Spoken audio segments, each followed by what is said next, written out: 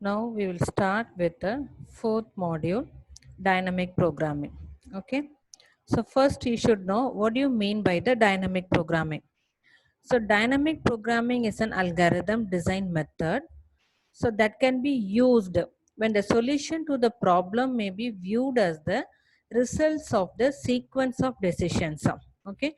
So that means the sequence of decision is nothing but, so if you want to get the result, so we have to consider the previous stage. Okay. So every sequence of decisions we have to consider to get the output. So general method for the dynamic programming. So this method is used for optimizing the multi-stage decision process. Okay. So the optimal sequence of decision that may be found by making the decisions one at a time and never making an erroneous decision. Okay. So here each and every stage we have to take the decision. So according to the decisions, so we have to proceed to the next level. Okay. So here in dynamic programming, we have to consider the sequence of decisions to get the output for the given problem. Okay. So in dynamic programming, so the optimal sequence of decision that is arrived at making explicit appeal to the principle of optimality. Okay. So the dynamic programming that will be mainly concentrated on the principle of optimality. So what do you mean by the principle of optimality? Okay. So this principle of optimality, so this will states that an optimal sequence of decision that has the property. Okay. So what property it has? So whatever the initial states and decisions are. Okay. So whatever the initial state, whatever the decisions we are having, the remaining decisions that must constitute an optimal decision sequence with regard to the state resulting from the first decision. So we have to consider the first decision to take the remaining decisions. Okay. So here the dynamic programming, the programming is not for computer programming concept, just for planning. So how we can plan, okay, for the algorithm to get the optimal solution. Okay. So for example, I told that is we are having the sequence of decisions. Okay. So for example, you consider the knapsack problem. Okay. So in the knapsack problem, what we are having, so the optimal sequence of decisions is nothing but that will maximize the objective function sigma pi xi. It will also satisfy the constraint sigma wi xi less than or equal to m and 0 less than or equal to I xi less than or equal to 1. Okay. So for example, so here that is we are having in each and every stage, that is we are selecting the object. Okay. So after selecting the object, so we have to make the decision that is the optimal decision, so that selected objects will have the maximum profit. Okay. So that is the objective function, it has to satisfy the objective function, and also that will satisfy whichever the objects we are selecting, that objects weight should not exceed the capacity of the knapsack. Okay. So here the xi value is in between the 0 to 1. Okay. This is in the knapsack problem. Okay. In the shortest path, what we are doing, the optimal sequence of decision is 1, which results in the path of the least length. So we are finding optimal solution for the shortest path is nothing but, so we are having the source and we are having the destination. So we have to start from the source to destination and we have to find the shortest path. Okay. So here, whenever if you are starting from the source vertex, when the source vertex to the next vertex, so we have to consider which will be the shortest path. So that will be the sequence of decisions. So according to that decisions, we have to proceed for the next vertex. Okay. So here that is in the dynamic programming, mainly you have to concentrate on the optimal sequence of decisions. Okay. So here, if you want to formulate the dynamic programming recurrence relation that has to be solved, so we can use two approaches. So one, we can use the forward approach and another one we can use the backward approach. Okay. So I will tell you what is the forward approach and what will be the backward approach. Okay. So here we are having x1 to xn, x1 to xn, that will be the variables. for which the sequence of decisions has to be made. So this will be the first sequence, this will be the second sequence. So till we are having, that is a sequence of decisions we have to consider. Okay. So in the forward approach, what we have to do, the formulation for the decision xi. So here these are all xi. Okay. So the formulation for the decision xi, that is made in terms of the optimal decision sequences, that is x of I plus 1 to n. So I may be any value. For example, if you are considered that is I is equal to means, then we have to start from the 3, x of 3. Okay. So here in the forward approach, that we are having the look ahead of the decision sequence. We have to look ahead. In the backward approach is nothing but, this is also the formulation for decision xi in terms of optimal decision sequences for x value is equal to 1 to x of I minus 1. So this will be look backward on the decision sequence, that is x1 to xn. Okay. So we are having two approaches. One will be the forward approach and another one will be the backward approach. So in the forward approach, the optimal decision sequence will be x of I plus 1 to n. So in the backward approach, the optimal decision sequence for x1 to x of I minus 1. Okay. So the main feature of the dynamic programming approach is that, because in the greedy method also we are getting the optimal solution, in the dynamic programming also we are getting the optimal solution. Okay. Then what is the difference between the greedy method and then the dynamic programming? So the main feature of the dynamic programming approach is that the optimal solution to subproblems are retained. Okay. So here what we are doing, so we are finding the solution for the subproblem. So that solution has to be retained. Okay. In some table. Okay. So why we want to retain the solution means, so as to avoid recomputing their values. Suppose if you are having the same subproblem means, no need to recompute the value again. So instead of recomputing it, so just we can take the value which is retained. Okay. So the dynamic programming, the general concepts in the single sentence, if you want to tell, so dynamic programming is a technique that is used for solving the problems with the overlapping subproblems. So subproblems will have the overlapping. Okay. So these subproblems arise from the recurrence relating a given problem solution to solution of its smaller subproblems. Okay. So rather than solving the overlapping subproblem again and again, so what we are doing, so the dynamic programming that will suggest solving each of the smaller subproblems only once. Okay. After finding the solution, so recording the results in the table. Okay. We have to record the solution in the table from which a solution to the original problem be obtained. Okay. So after that we can make use of that value which is present in the table. Okay. So dynamic programming is typically applied for the optimization problem. Okay. So I think everybody know what is the optimization problem. So now we can see what's the difference between the divide and conquer and the dynamic programming, and the greedy method and then the dynamic programming. Okay. So in divide and conquer, what we are doing, so the problem is divided into the small subproblems. So we are dividing the problem into small subproblems. So all the subproblems that we are solving independently. Okay. So finally what we are doing, so finally all the solutions of the subproblems are collected together to get the solution to the given problem. Okay. So that we are doing in the divide and conquer technique. So if you are having the duplicate sub-solutions may be obtained. Okay. So here this will be the less efficient. Why means, because that is a rework on the solution. Okay. So here what is the rework on the solutions? So we are finding the solution for all the subproblems and finally we are collected all the subproblem solutions to get the solution for the given problem. Okay. So the divide and conquer, that is we are using the top-down approach for the problem solving. So normally we are using the recursive method. Okay.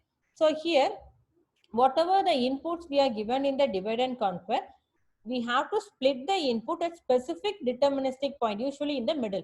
So divide and conquer means we have to split the input. Okay. So how we can split the input? So normally we will split the input in the middle. Okay. So that we are having in the divide and conquer.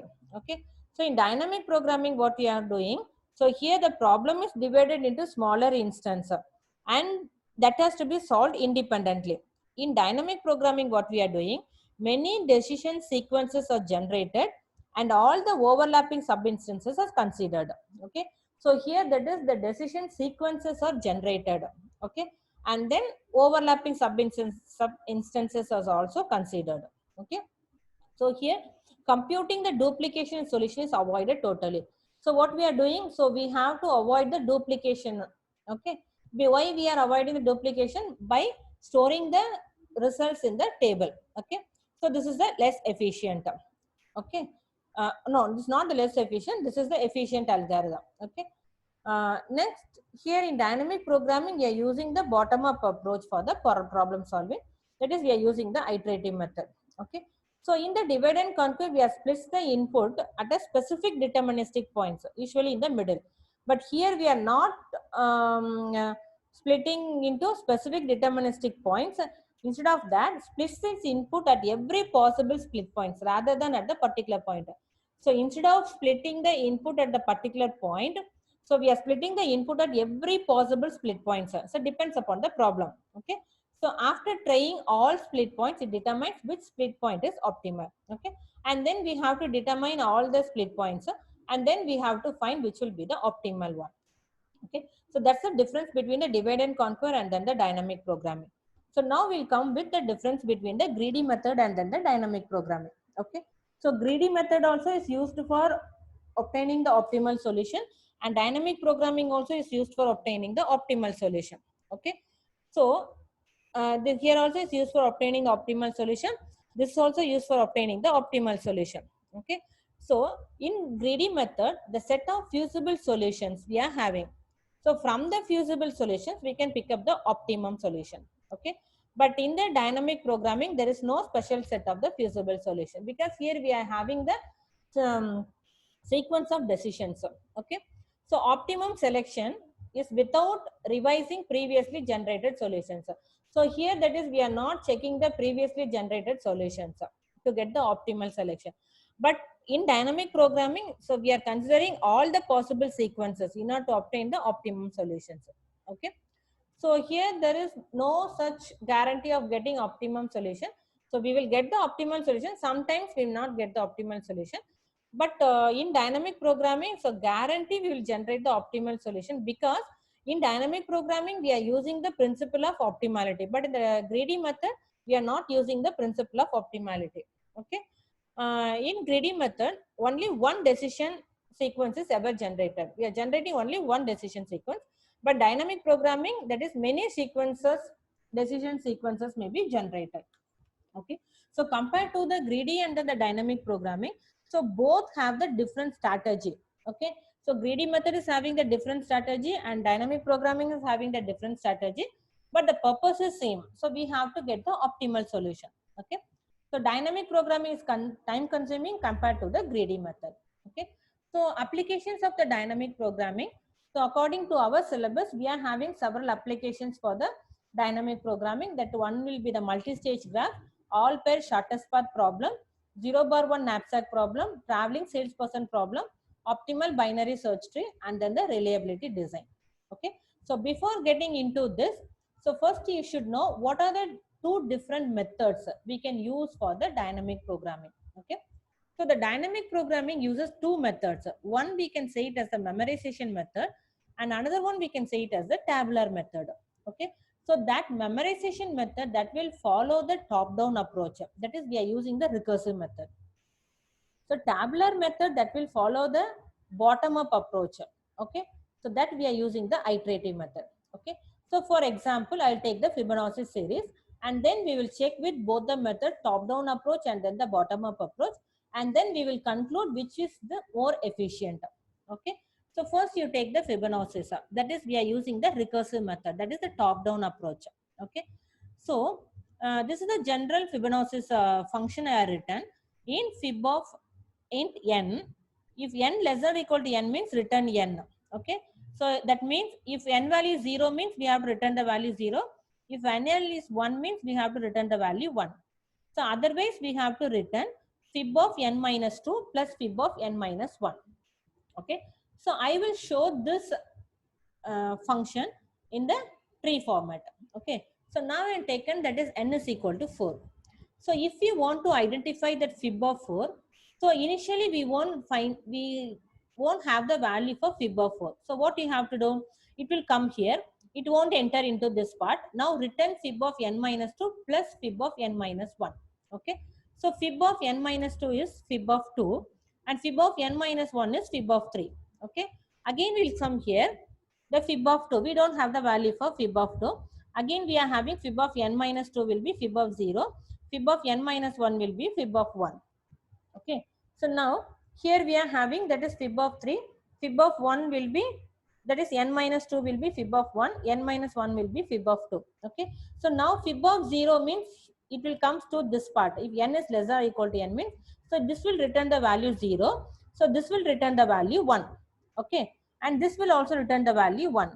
Now it comes here fib of 2. Now again we'll have that is fib of 0 and then fib of 1. Here it will be 0 and 1. So now we can take the value 0, 1. This also having the value 1.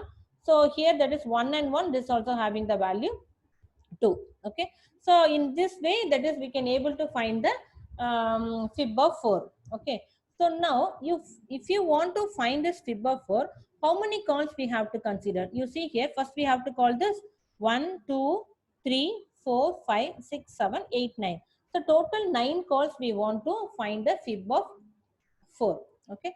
So normally it will take the time complexity T of n is equal to O of 2 power n. Okay. So here the drawback is many times the same function is called again and again. See here. Here we are having fib of 0 and fib of 1. Okay. So this 5 point is okay. Fib of 4, fib of 2, fib of 3, fib of 0, fib of 1. Okay. So now again this fib of 1 means again we are calling this. Fib of 2 again we are calling this. Fib of 0 again we are calling. Fib of 1 again we are calling. Okay. So many times the same function is called again and again. Okay. So now what you have to do? So we have to reduce the function calls. So if you reduce the function calls, automatically it will reduce the time taken. Okay. So now this we are using the top down approach. Now we can come to the bottom up approach. Bottom up approach, that is the iterative method. Okay. So when it comes to the bottom up approach, so we are written the iterative function for the Fibonacci. Okay.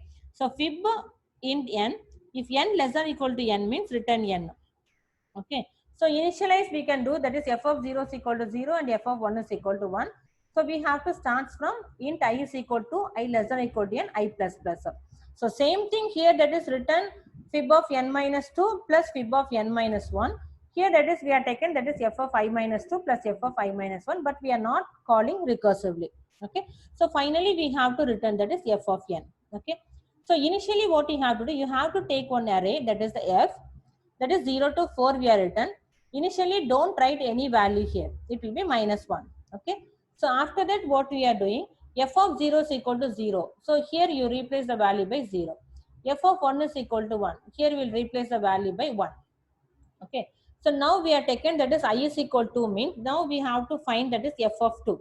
So f of 2 is equal to f of 2 minus 2, that is 0, plus f of 2 minus 1, that is 1. So f of 0 plus f of 1. F of 0 plus f of 1, the value will be 1. So that 1 will be stored in the f of 1, 2 place. Okay. So same way we have to find for f of 3 and same way we have to find for the f of 4. Okay. So finally we can return that is f of 4. Okay. So here that is we are storing the results in the array. Okay. So total how many times it is called? So it is called 5 times it is called. Okay. Because the repeatedly we are not calling the same function. Okay. So 5 times if it is called means that is fib of n. So you can see here only. We are taken only this 5. Okay. So if you want to take this value, so it won't come to this value because we can able to take the value from the table. Okay. So fib of n is equal to how many calls n. Now here we are having that is fib of 4. So if fib of 4 means how many calls we are having? So 5 calls we are having. Okay. So if fib of n means we are having n plus 1 calls. So the time complexity for using the bottom up approach, that is iterative method, that is O of n. Okay. So here the filling we have to done from the smallest value. So that we can say it as the bottom up approach. So from the bottom, we are considering the value. Okay. So this will be the bottom up approach. So using this, that is, we can able to reduce the time complexity from the 2 power n to n. Okay. So this is one simple example how we can apply the top down approach and then the bottom up approach. So now we can say when you are comparing the top down approach and then the bottom up approach, so which one is efficient? So now usually we can say it as the bottom up approach will be the efficient because it is taking the less time. Why it's taking the less time means, so again and again the same function is not calling. Okay. So once the function is called, the result will be stored in the table. If the same functions if you are calling means, so no need to call the functions, we can retrieve the data from the table and we can make use of the data to get the output. Okay. So in the next video, we'll see the first application, that is the multi-stage graph. Okay.